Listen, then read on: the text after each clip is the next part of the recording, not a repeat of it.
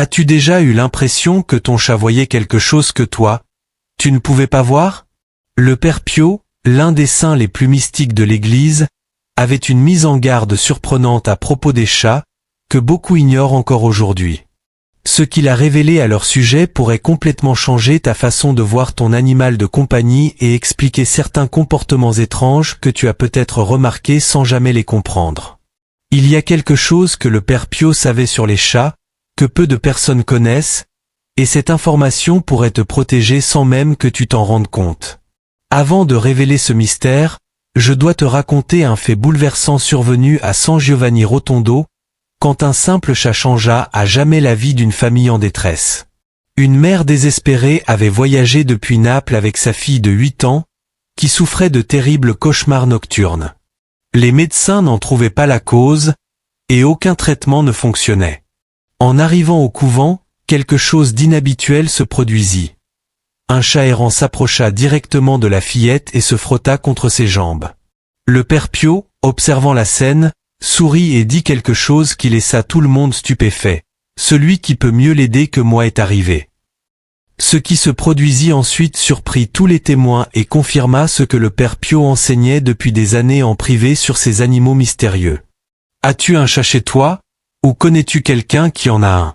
Partage-le, car après ce récit, tu regarderas peut-être ces animaux avec d'autres yeux. Ce que le Père Pio découvrit à leur sujet pourrait bien se produire dans ta propre maison à cet instant même. Reste jusqu'à la fin, car je vais te révéler 3 signes mystérieux que le Père Pio associait aux chats et qui indiqueraient qu'ils accomplissent leur mission spirituelle dans ton foyer.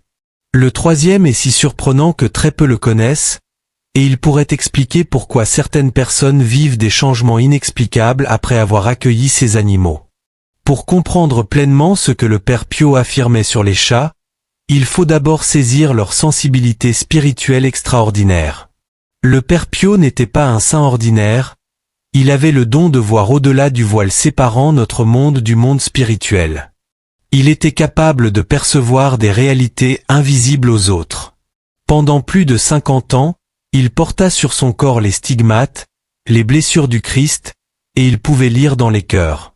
À San Giovanni Rotondo, où il vécut la majeure partie de sa vie, le Père Pio observait avec une attention particulière le comportement des animaux, surtout celui des chats qui erraient autour du monastère.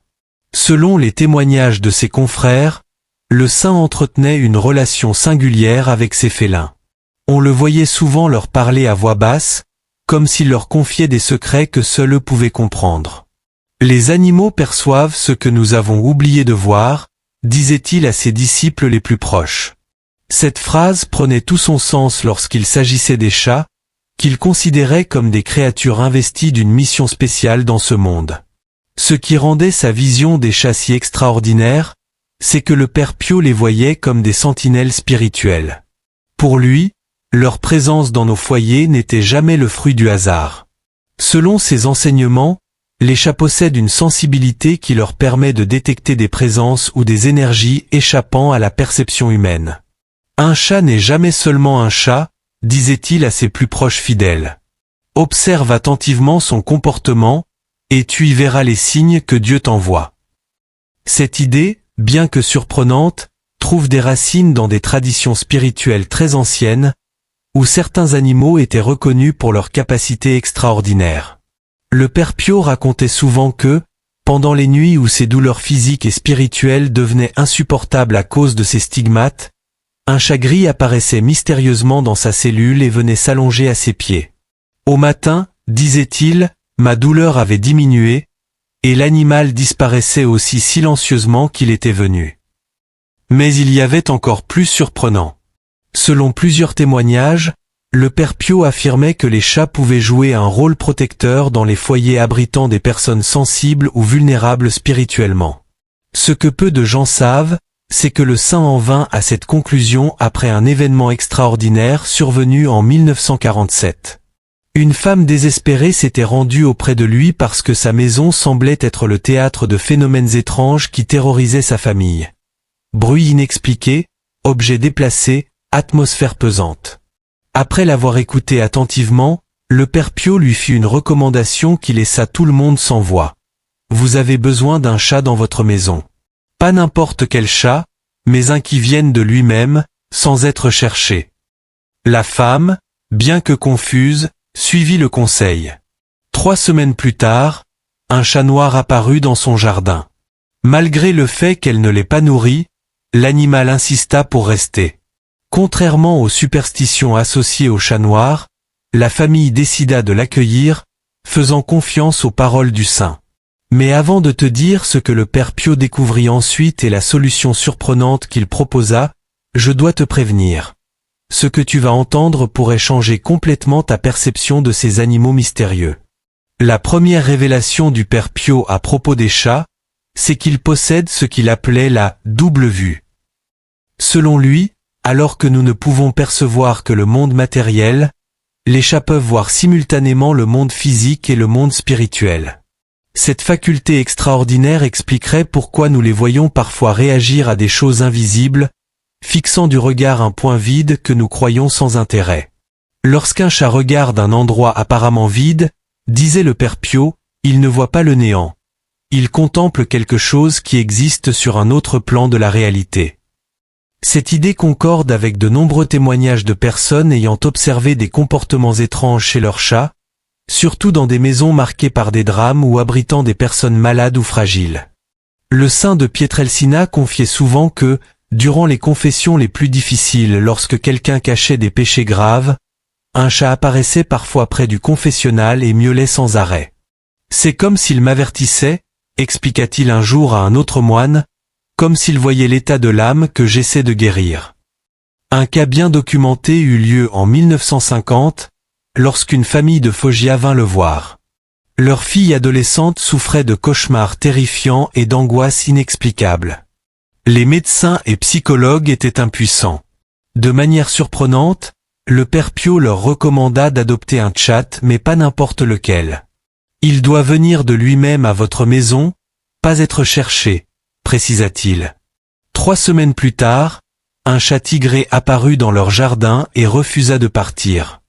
La famille se souvint du conseil du saint et l'accueillit. Ce qui se produisit ensuite fut extraordinaire.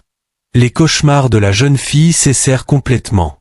Quand la famille revint remercier le père Pio, il leur répondit simplement « Ne me remerciez pas, remerciez le gardien que Dieu vous a envoyé. » Le père Pio leur expliqua alors quelque chose de fascinant à propos des chats, ce qu'il appelait la deuxième grande révélation.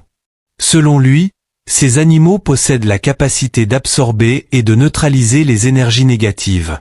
Le père Pio disait que les chats ne se contentent pas de détecter des présences ou des forces nuisibles, mais qu'ils peuvent agir comme des filtres spirituels, absorbant les influences néfastes qui pourraient affecter les personnes autour d'eux. Cette capacité serait liée à leur champ électromagnétique, très différent de celui de l'être humain. Observez, disait-il, comment un chat choisit souvent de dormir précisément à l'endroit où une personne a souffert, ou là où elle a versé des larmes. Ce n'est pas une coïncidence, c'est une manière de purifier ces lieux. Le père Pio allait jusqu'à suggérer que le rituel qu'ont les chats d'enterrer leurs excréments possédait un sens spirituel plus profond. Ce n'est pas seulement une question de propreté, expliquait-il, c'est aussi un acte symbolique par lequel ils enfouissent les énergies négatives qu'ils ont absorbées, pour qu'elles ne nuisent pas à ceux qui les entourent. Cette théorie trouvait un appui dans ses propres observations. Pendant les terribles bombardements de la Seconde Guerre mondiale, le père Pio remarqua que les chats du monastère se rassemblaient précisément dans les zones, où plus tard, les bombes allaient tomber, comme s'ils percevaient à l'avance la souffrance qui approchait et cherchaient à la calmer par leur présence. Mais peut-être la révélation la plus étonnante du père Pio à propos des chats concernait leur ronronnement, un aspect presque ignoré, mais qui, selon lui, changeait tout. Avant de parler de cette troisième révélation, il avertissait souvent que ce qu'il allait dire pouvait sembler incroyable, mais qu'il avait été confirmé par de nombreuses expériences au fil des années. La troisième et la plus mystérieuse révélation du père Pio sur les chats concernait donc le pouvoir du ronronnement. Pour lui, ce n'était pas simplement une expression de bien-être ou de contentement, comme on le croit communément. Le ronronnement d'un chat, surtout lorsqu'il se trouve près de personnes malades ou angoissées, génèrent une fréquence vibratoire que le père Pio décrivait comme guérisseuse. Le ronronnement, expliquait-il, agit sur des fréquences capables de restaurer l'équilibre dans les corps et les lieux perturbés. Ce qui pouvait sembler une croyance mystique trouve aujourd'hui une curieuse correspondance dans la science moderne. Des études récentes ont montré que le ronronnement du chat se produit entre 25 et 150 Hz, soit précisément dans la gamme de fréquences bénéfiques à la régénération des tissus et à la réduction des inflammations. C'est comme une prière constante, disait le père Pio. Pendant que nous oublions parfois de prier, eux continuent leur louange silencieuse, harmonisant tout ce qui les entoure. Comment pouvons-nous appliquer ces enseignements dans notre vie quotidienne? Le père Pio donnait des conseils simples mais profonds à ceux qui vivaient avec des chats. D'abord, il recommandait d'observer attentivement leur comportement. Les chats, disait-il, peuvent révéler beaucoup de choses sur l'état spirituel d'un foyer. Si un chat évite systématiquement certains endroits, ou au contraire, y passe beaucoup de temps, cela pourrait signifier qu'il perçoit des énergies que nous ne voyons pas. Si ton chat semble inquiet, ou fixe souvent un endroit précis, disait-il, prie ou fais bénir cet espace. Tu pourrais découvrir quelque chose qui a besoin d'être purifié. Ensuite, il conseillait de ne pas repousser son chat dans les moments d'angoisse, de maladie ou de détresse. Ne l'éloigne pas lorsqu'il cherche à se rapprocher de toi dans les moments difficiles, car il accomplit une mission qui dépasse la simple compagnie. Il insistait particulièrement sur le fait de laisser les chats dormir près de ceux qui souffraient de cauchemars ou d'insomnie. Le sommeil est un moment de vulnérabilité spirituelle, expliquait-il. La présence de ces gardiens peut faire une grande différence. Enfin, le père Pio affirmait que dans les foyers où vivent des personnes particulièrement sensibles ou spirituellement fragiles, avoir un chat pouvait agir comme une protection naturelle. Il le recommandait souvent aux personnes dotées de dons spirituels, susceptibles d'être plus exposées à des influences invisibles. Un témoignage marquant illustre cette idée. Il s'agit de Maria Concilia, une femme de Bénévent souffrant de douleurs chroniques depuis des années. Après avoir consulté le père Pio en 1965, elle suivit son conseil, accueillir un chat errant qui rôdait autour de sa maison. Laisse-le dormir dans ta chambre, surtout près de l'endroit où tu ressens la douleur, lui dit le saint. Quelques semaines plus tard, Maria remarqua une amélioration inexplicable de son état. Les médecins ne purent en trouver la cause. Quand elle revint remercier le père Pio, il sourit simplement et dit « Ton petit médecin à quatre pattes fait son travail ». Cependant, le père Pio soulignait un détail crucial que beaucoup oublient. Pour qu'un chat puisse réellement accomplir sa mission protectrice ou guérisseuse, il doit être traité avec respect et amour. Un chat maltraité ou malheureux, disait-il, ne peut pas être un bon gardien. Le respect envers toutes les créatures, ajoutait-il, est indissociable de notre relation avec Dieu. Quand nous honorons ces créatures, nous honorons le Créateur lui-même. Et quand nous reconnaissons les dons particuliers qu'il a confiés à chaque être vivant, nous nous ouvrons à recevoir son aide à travers des canaux inattendus. Maintenant que tu connais ces révélations extraordinaires du père Pio sur les chats, il est temps de réfléchir à ta propre expérience. Si tu vis avec l'un de ces mystérieux animaux, as-tu déjà remarqué des comportements qui pourraient confirmer ces enseignements? Peut-être ton chat t'a-t-il apporté du réconfort dans les moments de maladie ou d'angoisse, ou bien a-t-il réagi étrangement à certains endroits de ta maison? Beaucoup de personnes, après avoir découvert ces paroles du père Pio, commencent à observer leur chat d'un œil nouveau et remarquent des choses qu'elles n'avaient jamais vues auparavant. C'est le cas d'Anna Maria, de Valence, qui, après la mort de son mari, vit sa chatte passer des heures couchée sur son oreiller, à l'endroit même où elle pleurait chaque nuit. 3 mois plus tard, Anna Maria se rendit compte que sa douleur s'était apaisée considérablement, une guérison que ses thérapeutes qualifièrent d'exceptionnellement rapide. « Ma chatte absorbait ma peine, comme l'enseignait le père Pio, affirma-t-elle. Un autre témoignage marquant est celui de Gabriel, un enfant de Murcie, sujet à de fréquents cauchemars. Ses parents, désespérés après de multiples consultations sans résultat, se rappelèrent les enseignements du père Pio et observèrent le comportement de leur chat. Ils remarquèrent que l'animal évitait obstinément un coin précis de la chambre de l'enfant. En fouillant, ils découvrirent une vieille photographie violente cachée dans le mur, laissée par les anciens propriétaires. Après l'avoir retirée et fait bénir l'endroit, les cauchemars cessèrent complètement. Ces histoires nous invitent à réfléchir à l'impact que ces enseignements peuvent avoir sur notre relation avec les animaux. Dans un monde où nous cherchons souvent des solutions complexes à nos maux physiques et spirituels, il est possible que nous ayons déjà chez nous un protecteur silencieux dont nous n'avons pas encore compris la mission. Le Père Pio avertissait que beaucoup de gens recherchent la protection spirituelle à travers des amulettes ou des rituels, oubliant que Dieu a placé dans la création des gardiens naturels à notre portée. Cette perspective nous invite à revoir la présence des chats dans nos vies, non pas comme de simples animaux de compagnie, mais comme d'éventuels compagnons spirituels. Ce que beaucoup appellent superstition, disait souvent le Père Pio, contient parfois les graines d'une sagesse ancienne que nous avons oubliée. Il rappelait qu'autrefois, dans de nombreuses cultures, les chats étaient considérés comme les protecteurs du foyer, non pas par ignorance, mais par observation attentive de leur comportement. Si tu n'as pas de chat, mais que ces enseignements ont résonné en toi, il est peut-être temps d'être attentif. Le Père Pio insistait souvent. Ces gardiens arrivent d'eux-mêmes, au moment où l'on a le plus besoin d'eux. Ne cherche pas le chat, conseillait-il. Laisse-le te trouver. Ce qui rend tout cela encore plus fascinant, c'est la manière dont les observations d'un saint mystique d'autrefois rejoignent aujourd'hui les découvertes scientifiques modernes. Des études récentes ont montré que certains chats peuvent détecter des maladies chez leur maître avant qu'elles ne soient diagnostiquées, ou qu'ils adoptent des comportements protecteurs durant des crises de santé. Une étude menée par l'Université du Minnesota en 2019 a montré que les chats peuvent percevoir des changements subtils dans l'odeur corporelle liés à certaines maladies, comme le diabète ou certains cancers, bien avant que les symptômes ne se manifestent. Peut-être que la science commence seulement à comprendre ce que le Père Pio pressentait par intuition spirituelle. Cette question nous invite à garder l'esprit ouvert face aux mystères qui dépassent notre raison.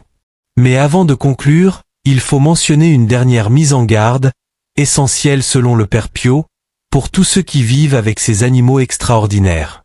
La plus importante de ces recommandations était celle-ci. Malgré leurs dons remarquables, les chats ne doivent pas être considérés comme des remplaçants de la vie spirituelle, mais comme des compagnons sur le chemin vers Dieu.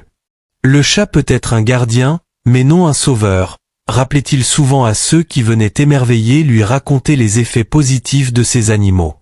Pour le Père Pio, reconnaître le rôle spirituel des créatures était une façon de contempler la sagesse divine manifestée dans toute la création.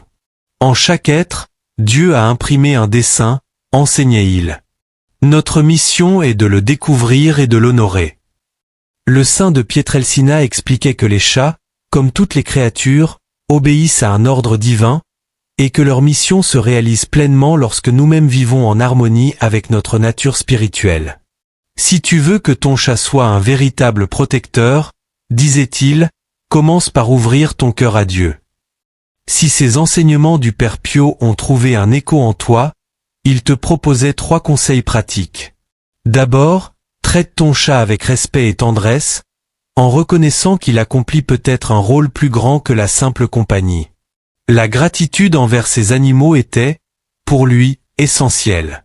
Remercie sa présence comme tu remercierais celle d'un ange silencieux, disait-il souvent. Ensuite, observe attentivement le comportement de ton félin, surtout dans les moments de changement ou de difficulté. Tu pourrais y découvrir des signes révélateurs. Le Père Pio suggérait même de tenir un petit carnet d'observation, notant les comportements inhabituels et leurs coïncidences avec des événements de ta vie. Enfin, pour les foyers où vivent des personnes sensibles ou vulnérables spirituellement, il recommandait tout particulièrement la présence d'un chat, qu'il considérait comme une forme de protection naturelle. Il existe un récit émouvant à propos des derniers jours du Père Pio que peu de gens connaissent. Selon les témoignages de ses frères, un chat tigré inconnu apparut mystérieusement au monastère quelques jours avant sa mort et resta jour et nuit près de sa chambre. Quand le saint quitta ce monde, le chat disparut aussi mystérieusement qu'il était venu, sans que personne ne le voie partir. Le frère Alessio Parente, l'un des plus proches compagnons du père Pio, déclara plus tard: « C'était comme si cet animal était venu spécialement pour l'accompagner dans sa dernière traversée, accomplissant jusqu'au bout cette mission protectrice dont il nous avait tant parlé. » Pour beaucoup de fidèles, cet épisode symbolise la profonde connexion que le père Pio entretenait avec ces animaux énigmatiques et confirme ses enseignements sur leur rôle spirituel dans nos vies. Si ce message a touché ton cœur, partage-le avec quelqu'un qui possède un chat ou qui traverse une période difficile. Parfois, les réponses les plus simples se trouvent déjà à nos côtés, attendant d'être reconnus. Que les enseignements du père Pio sur ces mystérieux gardiens éclairent ton chemin et t'aident à découvrir de nouvelles dimensions dans ta relation avec la création divine. Et souviens-toi de ces paroles: rien dans ce monde n'est dû au hasard. Tout peut devenir un canal de grâce pour celui qui sait regarder avec les yeux de l'âme. Si tu as vécu des expériences avec ton chat qui confirment ces enseignements, partage-les à ton tour. Ton témoignage pourrait être précisément ce dont quelqu'un a besoin aujourd'hui. Merci d'avoir accompagné ce voyage fascinant à travers l'un des enseignements les plus méconnus, mais aussi les plus étonnants, du père Pio.